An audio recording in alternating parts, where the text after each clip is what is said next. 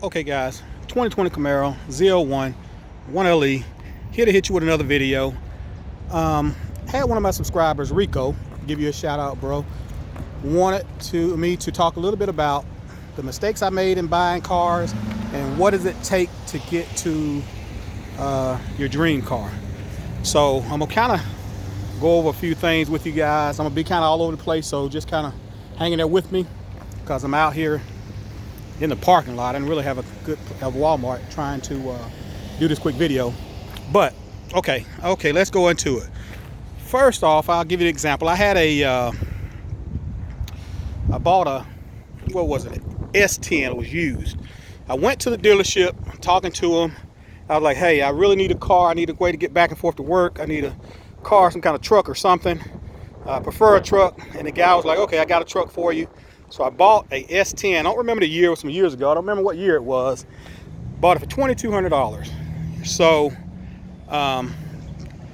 got the truck, bought it, drove it, had it for about a week or so. Then the air conditioning went out on it. So I contacted the dealership like, hey man, the air conditioning went out. What can I do? Hey, it was as is truck.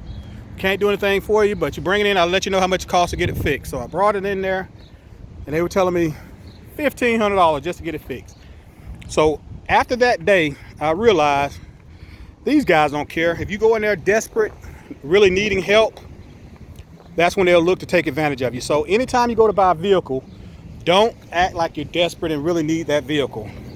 I'll give you an example. Just like with this car, when I went in here to buy this car, they kept asking me to, hey, you want to test drive it? Hey, come on, test drive it, check it out. I say, I don't need to test drive it, you know. He said, I know you really want this vehicle, don't you? I said, well, I'm gonna leave with a sports car, whether it's my 2015 Mustang or is this 2020 ZL1. One way or the other, I'm gonna leave with a sports car. So that's the kind of attitude you gotta have when you're dealing with the car dealerships. Just to give you another example, even with that truck that I bought, right? So I kept it about a year, no air conditioning. I was having hard times. So I end up going back to that same dealership and trading that particular truck in.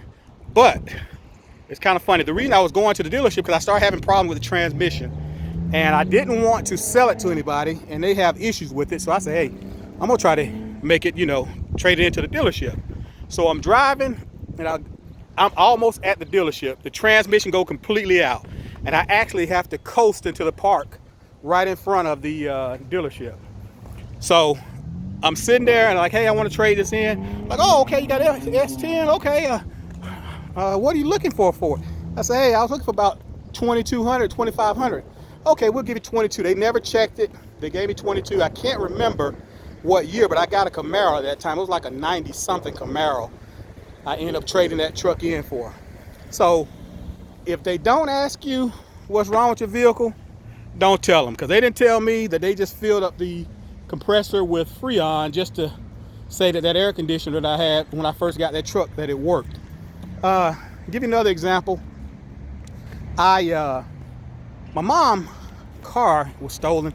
It's been a few months ago, so I had to go down to my hometown and help her get a vehicle. So I'm sitting there with the guys and she really wants a vehicle and she kept, oh, I like this vehicle. It was a 2020 Malibu and I think they wanted $25,000 for it. So I'm on my phone once again, checking my phone, and I found up in Atlanta they had them for 19 something.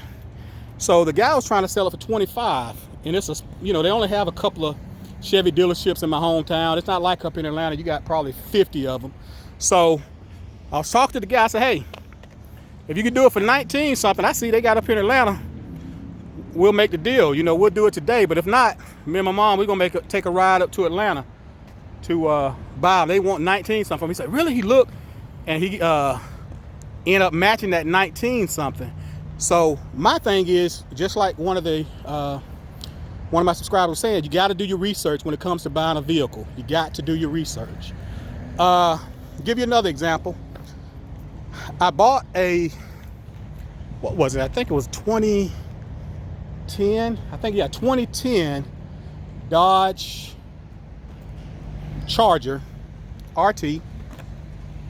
it was used at the time. So I really went into the dealership to get the car. I really liked the car. I've been seeing them around. I really wanted one. So I go in. I had an F-150 that I was trading in. And this car only had about 10,000 miles on it. 10,000 miles. So it's practically brand new, the RT. So I get the car. And once again, they was asking me how much did I owe on my truck. And I said, hey, I'm probably upside down. And I knew I only owed maybe 6,000, 4, 5, 6,000. But hey, I'm upside down and I just want to get rid of it. So they didn't do their research and they end up giving me more than the truck was worth at the time. They ended up giving me about 18,000. And I was looking at Kelly Blue Book back then. It was 15 something. So they were trying to go a little higher. They didn't realize I didn't know that much. So they gave me like 18,000 for the truck. And I did get the RT. So, but I did not do my research when I got the RT. I didn't actually see the carfax on the used car. So the car had been hit before. So that really took the value down on the car. So by me having my truck and trading it in, I end up owing 16,000 on that RT. So I kept the RT for a few years, and then I went to trade it in, and I traded it in on a Camaro. It was Camaro SS, 2SS. I traded in on a Camaro, and I really wanted that Camaro, but I did my research and seen what it was worth and blah blah this and that. So what happened is I traded this RT that had been hit, which I knew the value had depreciated, traded it in, and the people were saying, we can give you 16,000 for it. Granted, that's kind of what I paid for when I bought it. They didn't do their research, so they ended up giving me 16,000 at the time for the car. And it wasn't worth, after being hit, probably about 9,000. So I ended up getting 16,000 for the car. So that's one important thing, is do your research. When you go into the dealership, like, you don't care whether you get the car or not, because they see that you're desperate, they'll try to get over on you. And one thing about the dealerships now that wasn't how they were years ago is they sell by volume. When they sell cars, say for instance this 2020 ZL1 1 Elite I have here, years ago they would get paid more of a commission off of this car because it's more expensive. Same thing as like a Corvette Z06, they would get paid more of commission because it's a more expensive car. Now they get paid like a certain rate per car, as in $500 per unit they sell. It don't matter if it's a Malibu, it don't matter if it's a ZL1, it don't matter if it's a Z06, they still get $500. I don't know the exact number, but I'm just giving you an example. They only get $500 for the car, as opposed to before, the more expensive the car, the more money they would get. As opposed, they would get something like 1,000 off a car like this or whatever, as opposed to the 500 set rate they get. So that is good when you think about it. It's good for the buyer, because they're just trying to sell units, trying to get rid of cars. They're not looking into trying to sell the most expensive car. And they used to get a lot more money too off used cars because of the high interest rates that they give people in the financing they make off the car. So that's another little thing. But as I said, when you go to a dealership, don't go in there desperate to buy the car. And one other trick they used to have at dealerships years ago is when you're sitting at those desks, they used to have microphones. They would listen to people discussing how bad they want the car. I don't know if they still do that or not, but they used to do that. Listen to how bad people want the car. That's why they wouldn't come down on the prices. So even today, when I'm sitting at the desk, I'm always talking negative about this car, about, hey, I'm gonna get up and leave, which I have done that before too. If they can't meet your demands, don't sit in there all day fooling around with them. Get up out of the chair and leave. You don't have to sit there and negotiate and go back and forth, because they know what they can do, period. So if you got your credit score and everything in order when you go to get a car, you don't necessarily need a down payment. It's up to you, because for me, a lot of times I don't do down payment. I do have trade-ins, but down payments per $1,000 on average, they say it lowers your payment by about $13. So what does that mean? It means if you put down $5,000, you would lower your payments per month by $65. To me, I'd rather keep that $5,000 and invest it or do something with it, you know, whether I'm selling on eBay or whatever. You know, I'd rather do something like that as opposed to giving them $5,000 for a car when you can have an accident, and especially when it depreciates as soon as it comes off the lot. One other thing, you know, a lot of people are saying how to get to their dream car. Well, it's just like with me. In order to afford more car, if you don't have the income for it, you got to have some kind of a trade-in. Just like a house. The house I had before I have the one now that I have, I had equity in it. We sold it for $287,000 or whatever it was. So now we have a house we paid $500,000 for because we had equity, and I was able to put money down on the house. And right now I'm trying to finish the basement to add more equity to the house. So in order to get to your dream car, it's best if you have something to trade in, some kind of value, or quite a bit of money to put down. And a lot of times people don't have that. But if you have something to trade in, it really helps with lowering the amount of money that you have to come out of pocket. So that's basically it. There's a few situations and a few examples. And like I said, all the stuff that I'm saying is based on my personal experiences. So I can't really speak for anybody else. I've had some good experiences with car dealerships, and I've had some bad experiences with car dealerships. And that's basically my experiences. What else? And like I said, you can just shop around, do your research, know what you're looking for when you're going in there. And if you live in a kind of rural area and you see some areas where they have in the car that you're looking for cheaper, see if the dealership will match it. If they won't, go to the cheaper dealership. It's best you save money. You don't want to get into a situation where they're getting you out of your comfort zone. Say for instance, you want to pay $500 a month. You don't want them to force you to pay $650, $700 a month. So it's best to stay in your comfort zone where you're comfortable at. Getting a car, you know, financed or whatever the case is best for you. Stay in your comfort zone. Other than that, I'm trying to think of any other situations that I've dealt with cars. Like I said, I told you about my mom's situation. I've told you about getting this.